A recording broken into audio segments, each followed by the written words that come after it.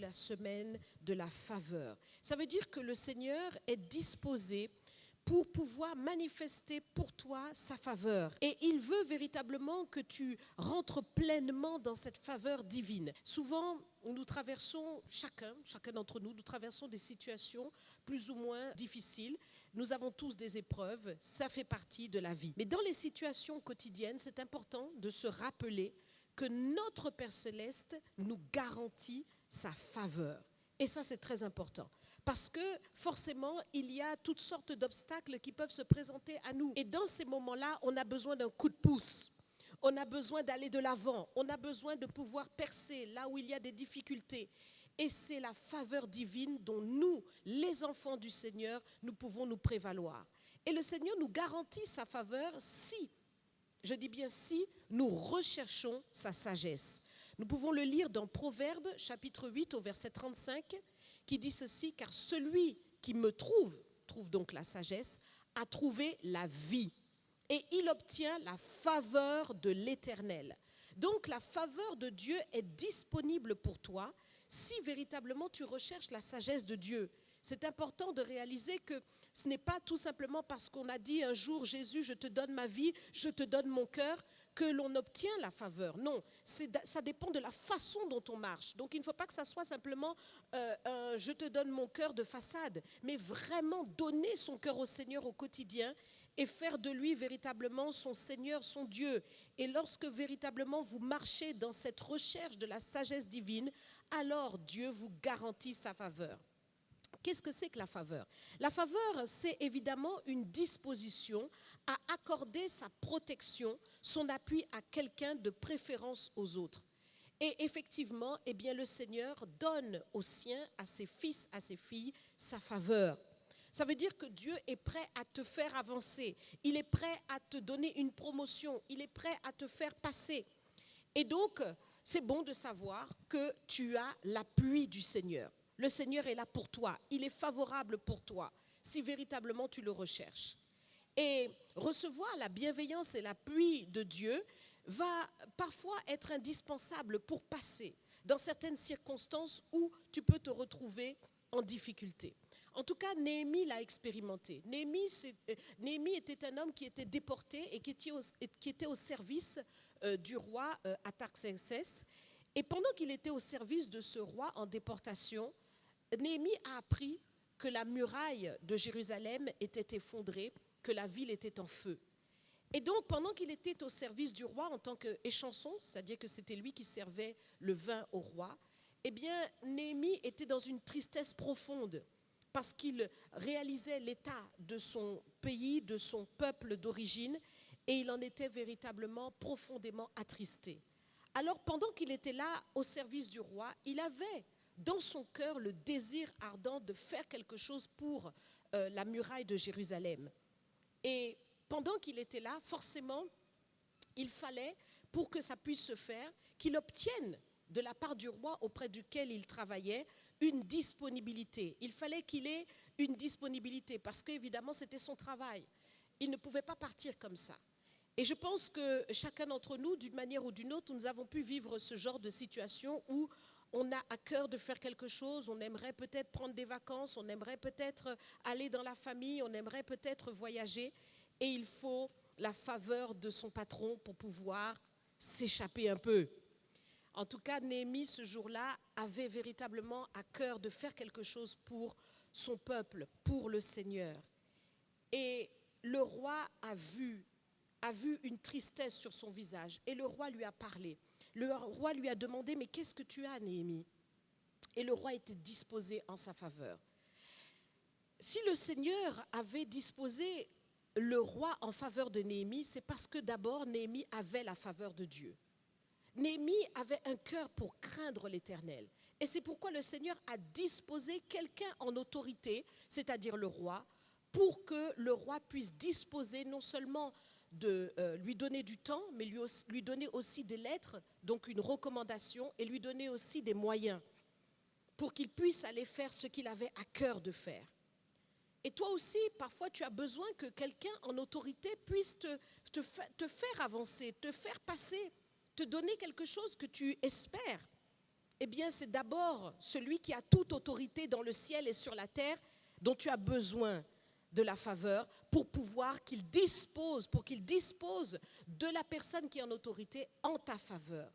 Et donc, c'est important pour toi de réaliser que, premièrement, c'est la faveur divine que tu vas rechercher pour qu'il dispose pour toi la faveur des hommes.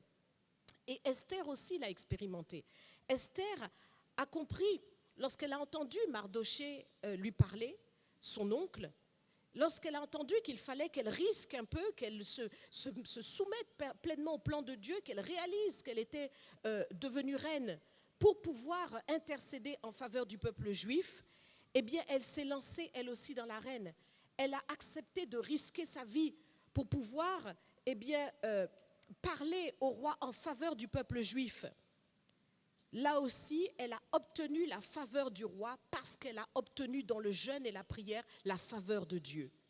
Donc, comprends que lorsque tu vas véritablement rechercher la faveur de Dieu dans ta consécration, dans ta vie de prière, dans ton positionnement, eh bien, Dieu aussi saura te donner la faveur des hommes.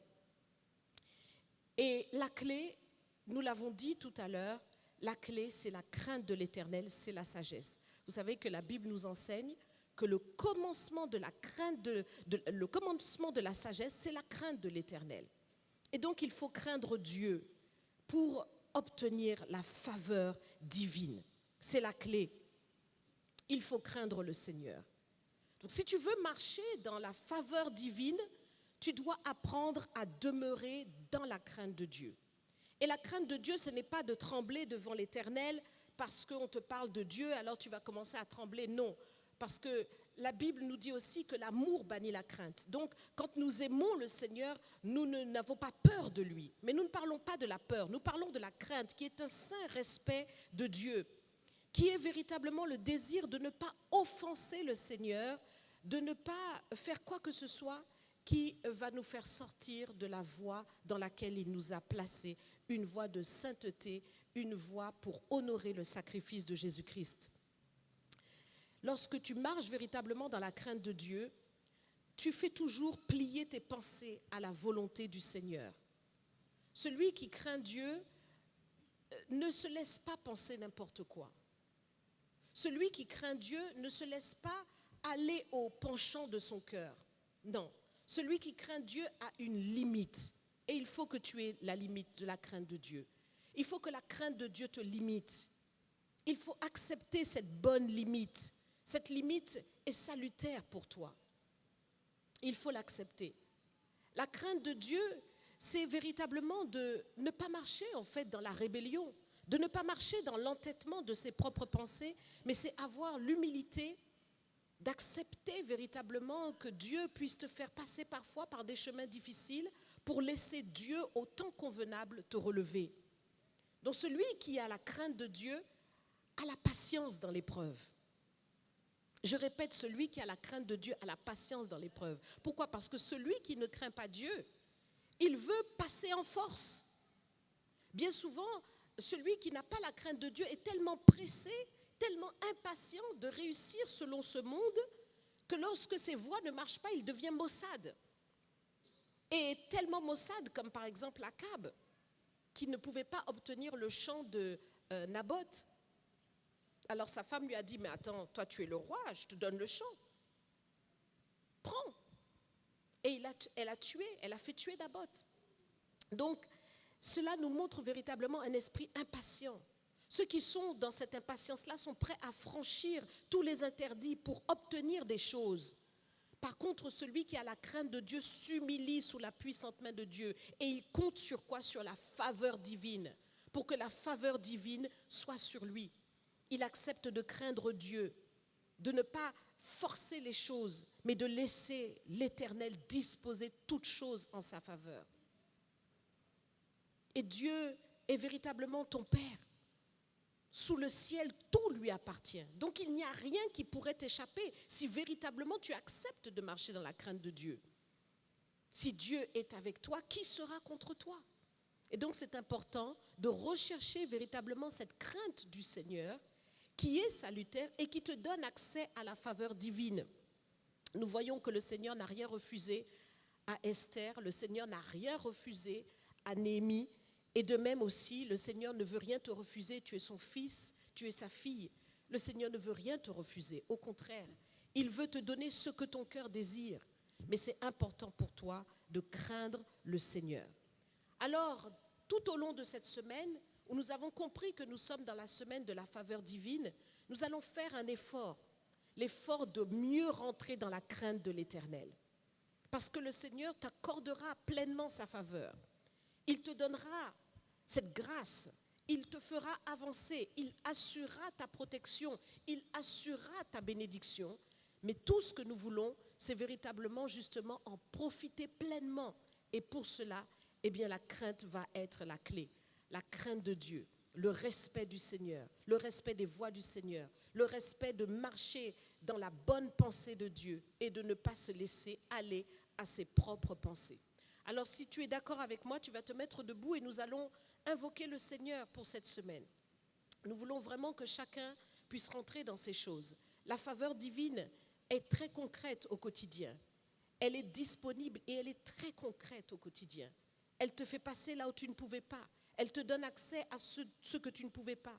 Et quand Néhémie l'a expérimenté, Néhémie a véritablement vu que la bonne main de son Dieu était sur lui. Qui ne voudrait pas avoir la bonne main de son Dieu sur lui? Amen. Alors répète après moi ces quelques paroles. Seigneur Jésus, je réalise que ta faveur est disponible pour moi. Je veux de tout mon cœur saisir ta bonne main, avoir ta faveur dans tout ce que je fais. Seigneur, c'est toi qui peux ouvrir mon chemin, qui peut assurer ma promotion. Tu dis dans ta parole que l'élévation ne vient ni du nord, ni du sud, ni de l'est, ni de l'ouest, mais l'élévation vient de toi. Seigneur, aujourd'hui, je veux ta faveur. Tout au long de cette semaine, je vais invoquer ton bon nom pour que cette faveur soit dans ma vie, dans mon quotidien, dans mes relations, tout autour de moi, dans ma famille, dans tout ce que j'entreprends, que j'obtienne ta faveur. C'est pourquoi, Seigneur, conduis-moi dans une véritable et sainte crainte de l'Éternel. Que cette crainte me soit accordée, car elle est une révélation au-dedans de moi. Réaliser ta grandeur, réaliser ta toute-puissance, réaliser ton autorité. Aujourd'hui, j'accepte de marcher dans cette crainte. Je renonce à l'obstination de mes pensées. Je renonce à toute forme de rébellion. Je ne veux pas t'offenser. J'accepte de marcher comme les saints hommes et les saintes femmes qui m'ont précédé, qui respectent ta parole et ton saint nom. Seigneur, j'accepte de m'humilier sous ta puissante main pour te laisser me relever au temps convenable. Seigneur, aujourd'hui, remplis-moi de la crainte de l'Éternel, afin que je sois une femme, un homme consacré à toi et que je t'honore vraiment dans le secret de ma vie. Je te dis merci, Seigneur, pour cette faveur que tu me garantis par la crainte de l'Éternel, par la sagesse. Que ta sagesse soit ma couronne. Je te dis merci, Père, dans le nom de Jésus. Et nous disons ensemble, Amen.